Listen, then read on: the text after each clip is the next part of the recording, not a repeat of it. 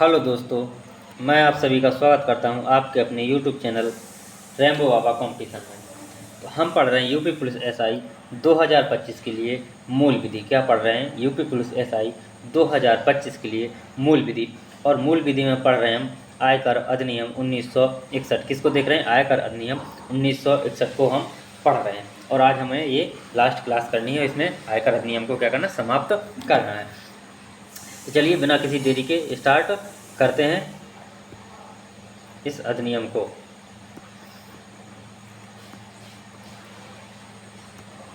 तो चलिए देखते हैं, हमको देखनी है डायरेक्ट देखते हैं।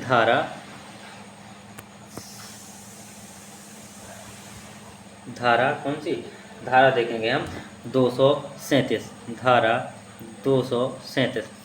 धारा 237 क्या कहती है? धारा 237 कहती है कि यदि कोई व्यक्ति क्या करता है कि पहले से क्या करता है, पहले से टैक्स भर देता है। क्या करता है? पहले से टैक्स भर देता है। और जब उसको जो टैक्स की जब गणना होती है, तो टैक्स का जो कैलकुलेट होता है, तो पता चलता है कि उसने क्या किया, ज़्यादा टैक्स भर दिया। मतलब इसको कहते हैं एडवांस में टैक्स चुकाना। क्या कहते हैं इसको? एडवांस टैक्स चुकाना कहते हैं। तो यदि कोई व्यक्ति क्या करता है, एडवांस में टैक्स भर देता है और उसका क्या है, जब कैलकुलेट करते हैं तो टैक्स क्या होता है, उसका कम होता है।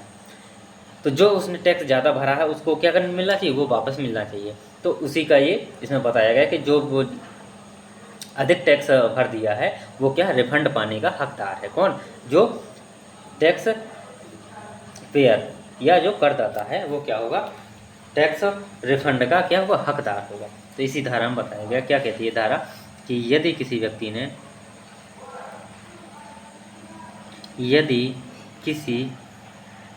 करदाता द्वारा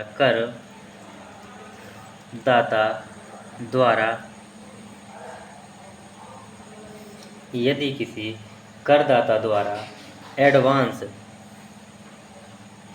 मतलब पहले से एडवांस टैक्स, कैसा एडवांस टैक्स दिया जा चुका है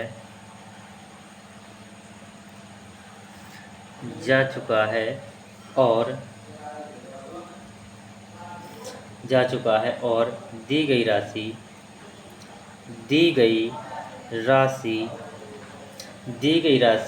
वह क्या हो, दी गई राशि कैलकुलेटेड टैक्स से ज़्यादा हो। क्या हो? जो दी गई राशि है, जो दी गई राशि है वह क्या हो, वह कैसी हो, कैलकुलेटेड, मतलब जब जोड़ा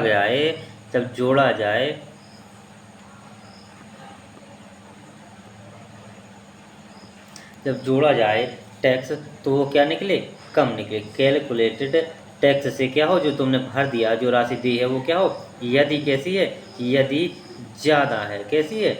ज़्यादा है तो क्या होगा, ज़्यादा है तो क्या होगा, तो जो कर निर्धारण अधिकारी है, तो कर निर्धारण अधिकारी कौन है, तो जो कौन कर निर्धारण अधिकारी, कर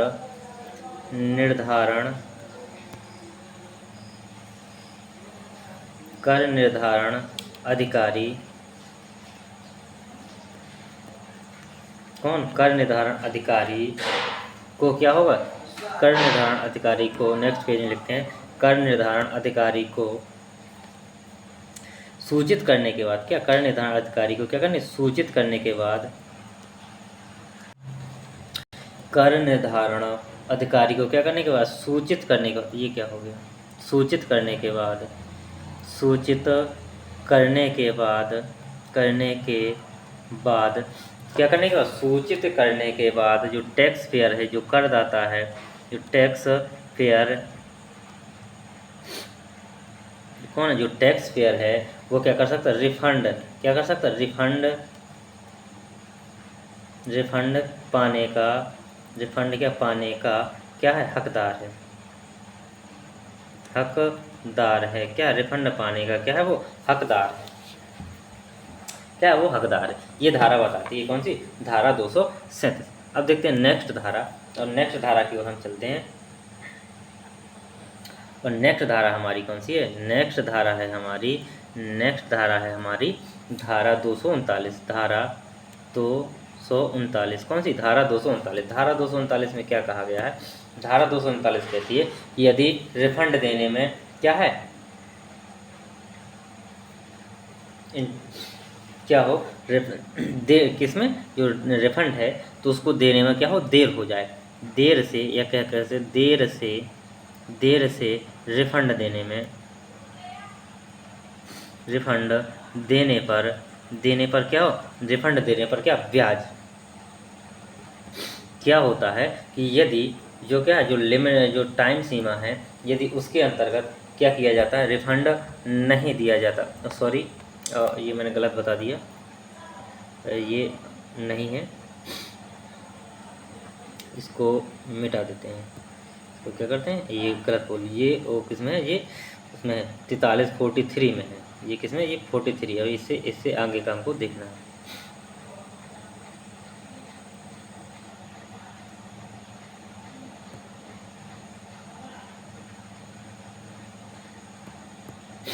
तो धारा 239 में क्या है, ये रिफंड हेतु क्या है, समय सीमा है। किसके लिए? रिफंड के लिए क्या है, समय सीमा है।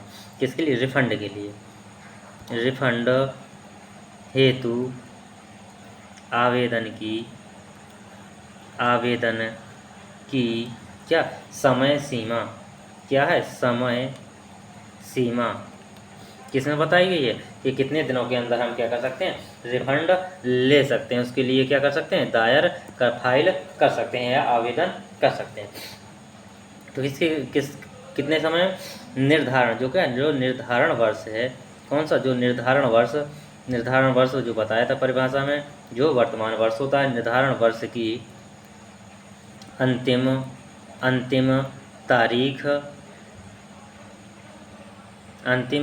तारीख से 1 साल, कितना, 1 साल, अंतिम तारीख से 1 साल के भीतर, 1 साल के भीतर क्या कर सकते हैं, हम रिफंड ले सकते हैं। अब देखते हैं नेक्स्ट धारा और नेक्स्ट धारा हमको देखनी है धारा 243। धारा 243 कौन सी? धारा 243। धारा 243 में क्या है कि धारा 243 में देर से रिफंड देने पर ब्याज, देर से रिफंड देने पर ब्याज, देर से रिफंड देने पर ब्याज। कैसा? यदि जो रिफंड है तो रिफंड को क्या होता है, यदि वो देर से दे पाते हैं, क्या होता है, उस टाइम में नहीं दे पाते हैं, तो उसमें क्या होगा, ब्याज मिलेगा। क्या मिलेगा? ब्याज मिलेगा। लगभग कितना मिलेगा? लगभग कितने दिनों बाद, लगभग कितने दिनों बाद, कि कितने दिनों की देरी में, लगभग 3 माह है। यदि 3 माह की देरी होती है, 3 माह की देरी से रिफंड, यदि 3 माह की देरी से रिफंड मिलता है तो क्या होगा, तो क्या मिलेगा, इंटरेस्ट मिलेगा। वो भी कितना, तो 15% कैसे हो, प्रति वर्ष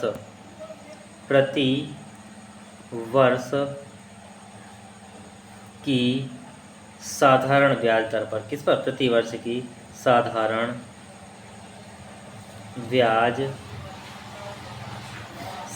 ब्याज दर से राशि पर क्या होगा, राशि पर क्या मिलेगा, ब्याज देना होगा। क्या होगा? ब्याज देना होगा। तो कितना मिलेगा? 15% की दर से क्या होगा, ब्याज मिलेगा। क्या होगा? ब्याज मिलेगा।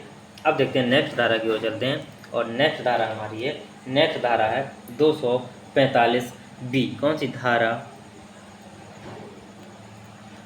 धारा 245B, 245B। धारा 245B क्या कहती है? धारा 245B कहती है कि आयकर समझौता आयोग के बारे में बात करती है। किसके? आयकर समझौता आयोग।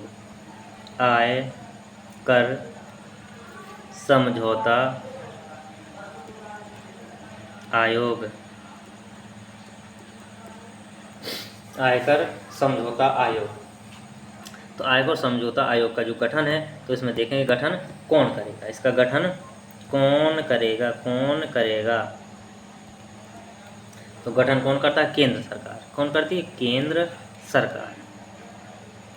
कौन करती है? केंद्र सरकार। गठन कौन करती है? केंद्र सरकार द्वारा गठन होता है। इसके जो सदस्य होते हैं, सदस्य कौन कौन होते हैं? सदस्यों में क्या होता है?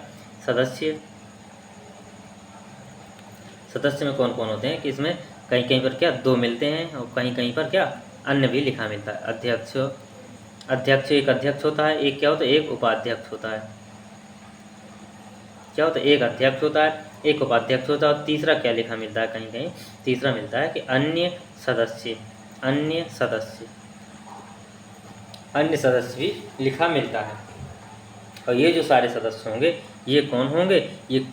ये क्या होंगे? न्यायिक पृष्ठभूमि से होंगे। किससे? न्यायिक पृष्ठभूमि। कोई जज होगा, कोई कुछ होगा, तो ये क्या किससे? न्यायिक पृष्ठभूमि से होंगे। किससे? न्यायिक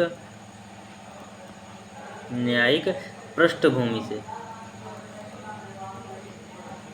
ये क्या होंगे? न्यायिक पृष्ठभूमि से इसके जो सदस्य होंगे वो संबंध रखते होंगे। अब देखते हैं नेक्स्ट धारा, और नेक्स्ट धारा हमारी है धारा 249। धारा 249 कौन सी? धारा 249। धारा 249 में क्या है? किसके बारे में बताया गया? अपील का प्रारूप। किसके बारे? अपील के बारे में। अपील का प्रारूप।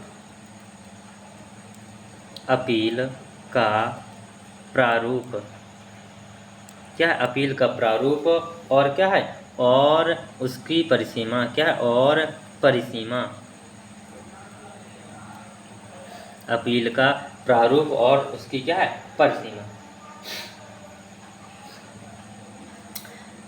तो इसमें क्या है? जो इम्पोर्टेंट चीज़ें हैं वो चीज़ें हम देखते हैं कि अपील का जो प्रारूप, जो परिसीमा है, उसमें क्या है। तो सबसे जो इम्पोर्टेंट है इसमें क्या है? इसमें क्या होगा? शुल्क देना होगा। क्या देना होगा? शुल्क देना होगा। तो इसमें शुल्क की क्या है? अलग अलग कंडीशन है। क्या शुल्क की कंडीशन है? तो इसकी जो पहली कंडीशन है वो देखते हैं क्या है कि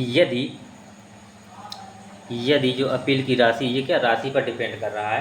तो यदि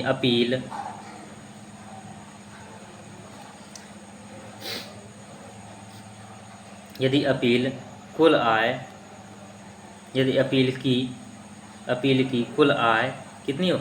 1 लाख रुपए। कितनी? 1 लाख रुपए से क्या हो? 1 लाख रुपए से क्या हो? कम की राशि है। कैसी? कम की राशि है। तो जो उसमें शुल्क लगेगा, तो जो उसकी फीस होगी वो कितनी होगी? वो होगी 250 रुपये। कितने? 250 रुपये उसकी शुल्क होगी। नेक्स्ट धारा है हमारी कौन सी? नेक्स्ट धारा है धारा 276B। कौन सी? धारा 276B। धारा 276B में क्या है? कहती है कि यदि जो करदाता है वो कर की राशि को क्या करता है? केंद्र सरकार के खाते में जमा करने में क्या होता? असफल रहता है। क्या होता? असफल रहता है। यदि जो करदाता है, करदाता कर की राशि किसको? कर की राशि को केंद्र सरकार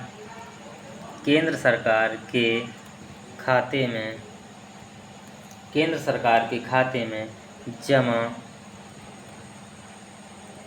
करने में क्या होता? असफल रहता